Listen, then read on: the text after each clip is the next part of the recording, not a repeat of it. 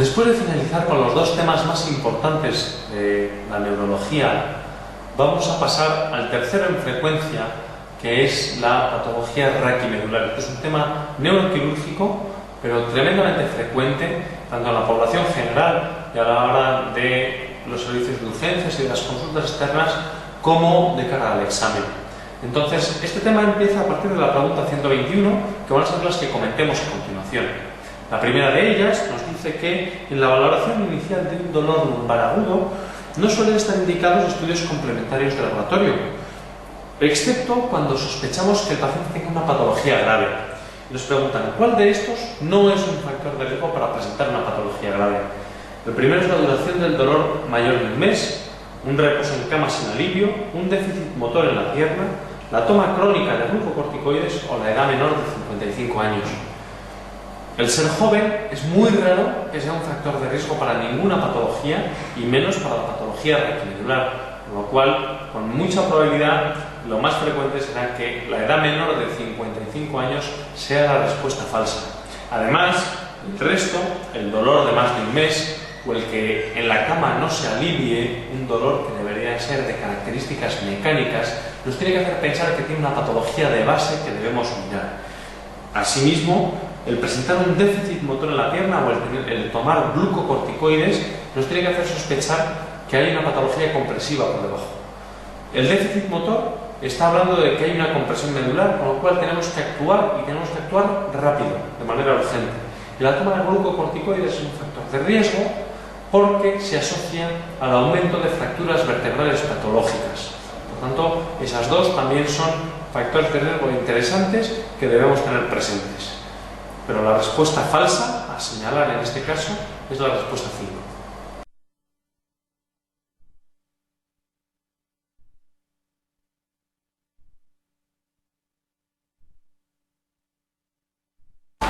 Vamos a hacer la pregunta 123, en la que nos presentan a un varón de 32 años que desde hace 7 meses presenta cérvico-braquialgia izquierda y parestesias que afectan a los 3 primeros dedos de esa mano.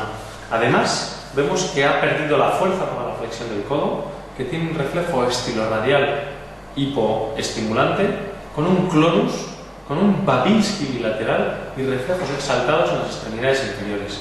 En la resonancia vemos que tiene una gran hernia cervical a ese nivel y signos de mielopatía. ¿Cuál de las siguientes opciones es la falsa? En primer lugar, cuando nos presentan muchos signos neurológicos, lo más interesante es intentar localizar la lesión para tener un poco claro contra qué nos estamos enfrentando. Sabemos que el paciente tiene una hernia discal, pero tenemos que intentar saber también a qué nivel está esa hernia discal. En este caso, y centrándonos primero en la extremidad superior, sabemos que esta afecta la sensibilidad de los primeros 3 dedos de la mano, que esta afecta el reflejo estiloradial y que esta afecta la flexión del codo.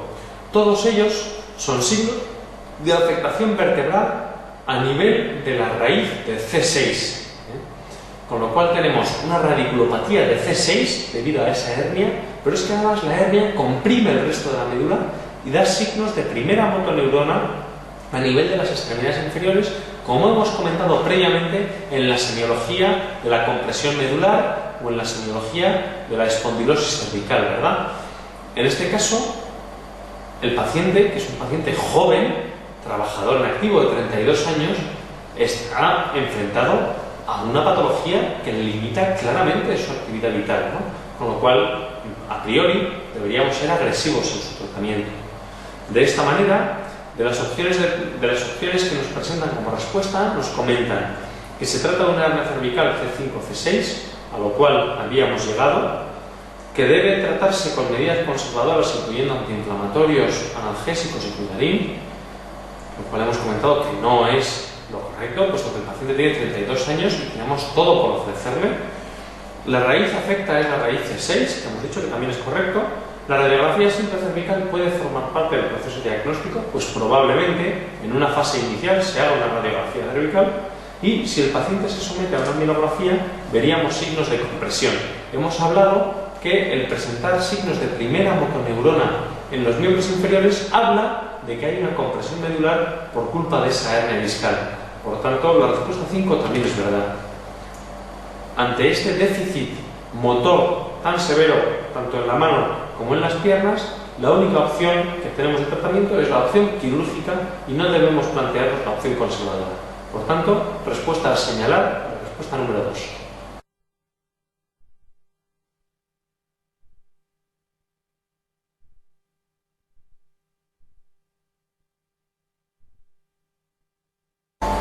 Como veis por estas preguntas, para manejar correctamente la patología raquimedular es esencial conocer correctamente los niveles medulares, fundamentalmente los niveles medulares cervicales y los niveles medulares lumbares. Vamos a hacer preguntas en relación a ellos para intentar familiarizarnos. La siguiente va a ser la pregunta 124, que nos comentan que una hernia discal lumbar, que origina una lumbociática que se irradia hacia el dorso del primer dedo del pie, con un reflejo patelar y aquilio conservado, es muy probable que afecte a la raíz 1, L3, 2, L4, 3, L5, 4, S1 o 5, S2. Bien, vamos a analizar los déficits sensitivos y motores de reflejos que presenta este paciente. El paciente tiene un reflejo sensitivo en el dorso del pie. Ese déficit sensitivo se corresponde con la raíz L5. El paciente además tiene dificultad para realizar la extensión o la dorsiflexión del pie, que también se corresponde con la afectación del territorio de L5. Pero además, de manera muy interesante, no tiene alterados los reflejos, y eso es típico también de la afectación de L5. Sabéis que el reflejo aquilio depende fundamentalmente de la raíz S1. Sin embargo, en un 15% de los pacientes este reflejo puede asociarse a la raíz L5, de tal manera que no es raro que haya pacientes con afectación de L5 y que tengan el reflejo aquilio abolido. No es raro, pero sin embargo lo más frecuente, como os he comentado, es que se deba a la alteración de S1. Por otro lado, el reflejo patelar se corresponde con la raíz L4, con lo cual en este momento no jugaría ningún papel. Entonces, en resumidas cuentas, respuesta correcta, respuesta 3, raíz afecta, raíz L5.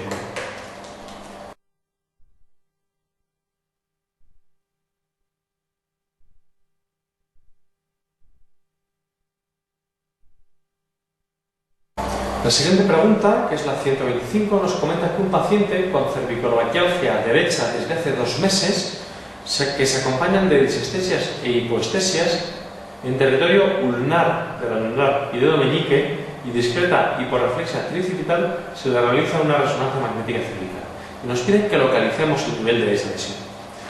Vamos a intentar separar en motor, sensitivo y de reflejos los déficits que presenta este paciente. Nos hablan de disestesias e hipoestesias en el dedo anular y en el dedo meñique, luego cuarto y quinto dedo de la mano. Cuarto y quinto dedo, que si os acordáis, estaban en relación con la inervación por el nervio cubital, que depende de C8, de la raíz C8 y de la raíz T1. Además, presenta hiporreflexia tricipital. Hiporreflexia tricipital, que el reflejo tricipital también está relacionado con las raíces C8 y C7. Y no nos hablan de que presente pérdida de fuerza. Con lo cual, hemos quedado que la afectación sensitiva se corresponde con C8-D1 y que la afectación del reflejo se corresponde con C7-C8. Con lo cual, probablemente la raíz afecta sea C8. La raíz C8 se afecta a nivel entre las vértebras C7 y D1. Por lo tanto, en este caso, la respuesta correcta es la respuesta número 4.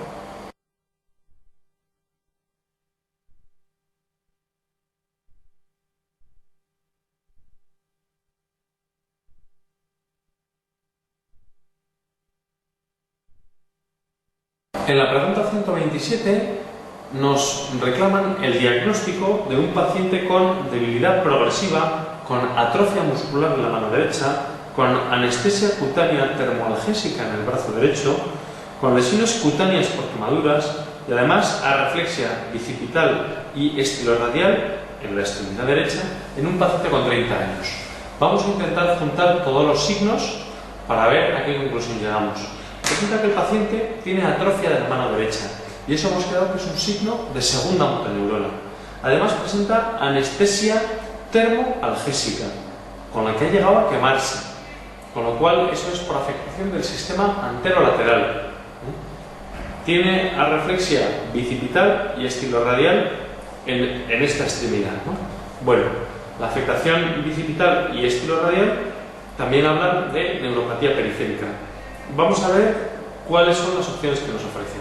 Nos ofrecen la neuropatía por el nervio mediano, que en principio no debería causar de manera puntual la anestesia termoalgésica, sino también anestesia posicional y vibratoria, pero en cambio en este paciente tenemos conservados los cordones posteriores, siringomielia, esclerosis múltiple, déficit de vitamina B12 con mielopatía y síndrome de Brown-Séquard o de disección neural. La quinta tampoco parece compatible porque el paciente no presenta clínica por debajo del nivel lesionado, lo cual es esencial en el síndrome de disección medular.